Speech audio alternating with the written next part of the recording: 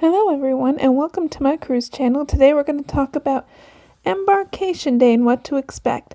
Embarkation Day can be quite confusing, especially if you're a first-time cruiser, and each line does Embarkation Day slightly different. So, what is Embarkation Day? Well, for passengers, it's a day that you get on board the ship for the first time. For the crew, this is also known as Turnaround Day, which means that they'll be both unloading and restocking the ship, as well as cleaning the ship at the same time. Usually this is done within a matter of hours. With that said, the embarkation process usually begins before you even leave your house. Usually before Embarkation Day, the cruise lines will allow you to fill out your travel paperwork.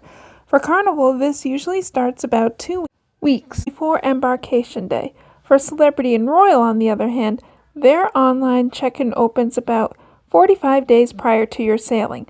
Please check with your cruise line to find out specifically when you can fill out your paperwork. In many cases, you can do this at the terminal as well, but you'll save a lot of time if you do the paperwork before you go. While you're filling out your paperwork online, you'll likely be asked to sign up for an arrival time. This is not the time that you will be allowed to be on the ship. This is the time that you will be arriving at the terminal. What time you actually get on the ship depends on a number of factors, including what time the ship from the cruise prior to yours has been cleared by customs to start the debarkation process from the prior cruise to the passengers from the prior cruise being cleared from the ship, otherwise known as a zero count. For those with passports, you'll also be asked to scan your passport into the app and take a selfie. The selfie will be linked to your seat pass, which will be used to get you on and off the ship throughout the cruise, as well as for purchases on board and your room key. You do not need to take the selfie to finish the online check-in. However, if you don't, you'll be asked to take a picture when you arrive at the terminal. Finally, you'll likely be asked to add a payment option to your account. This is used for your onboard purchases only, since cash isn't accepted on board the ships. Check with your cruise line to find out what options you have available to set up. Once all of that is complete, you're almost ready to get the fun started. However, the next part of your onboarding process may not unlock until the day before you cruise.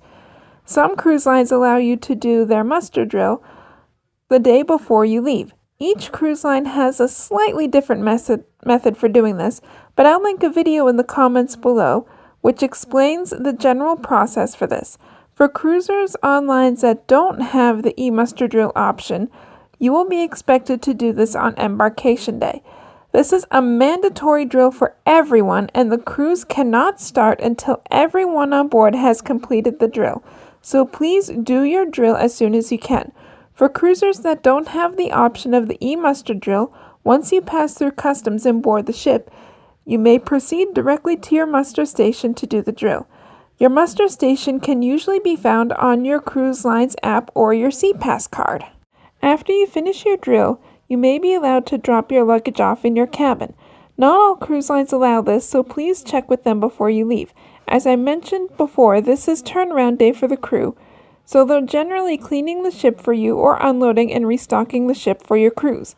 While they're certainly happy to answer any questions you may have, please follow the directions to make the day go smoothly. To help assist you, the cruise line or port authority may offer porters to assist you with getting your luggage onto the ship.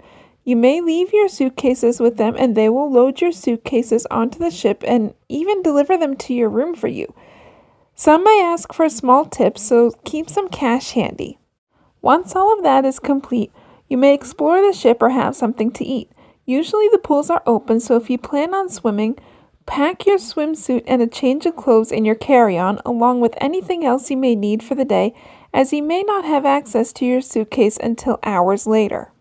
Shortly before the sail away, the cruise line may tell you that your cabin is room ready. This means that you now have access to your cabin and can drop off the rest of your belongings. You can also start to unpack. As you're doing this, your cabin steward may come by and introduce themselves. They will be your go-to person if anything goes wrong with the cabin, and they will be cleaning it for you for the duration of the cruise. You may also pick up your sea pass and activity schedules at this time, which is usually left outside your cabin door. Please do not expect your suitcases to arrive at this point, as the crew is still delivering them. Those will likely be delivered later that night. If they're not, alert guest services the next day. After the announcement that the rooms are ready, many cruise lines will have a sail-away party to kick off the cruise. This is a great opportunity to go up on deck to get some amazing pictures and meet your fellow passengers and crew. Typically, after the sail-away party, guests will be allowed to go to dinner. For those that eat in the main dining room, this will be the time for you to meet your dining services team, including the maitre d' and your waitstaff. Please seek them out for any dietary or seating concerns. You may find your dining arrangements on your seat pass. You don't have to eat in the dining room every night, but it's common courtesy to let your dining staff know in advance if you're not going to be there. After dinner, there is typically a welcome aboard show in the theater. This is your opportunity to see all of the performers that will be performing throughout the ship. Generally, you'll find guest singers, cruise line entertainers, comedians, impressionists, and even magicians. Sometimes you'll get to meet them at the stage door after their shows, so don't be shy to come and say hello. While you're off exploring the rest of the ship, you may find that your suitcases have been delivered and that your cabin steward has come in to turn your bed down for the night, thus signaling the end of your first embarkation day. So, my seasoned cruisers, do you have any tips for embarkation day? We would love to hear about them. And as always, bon voyage!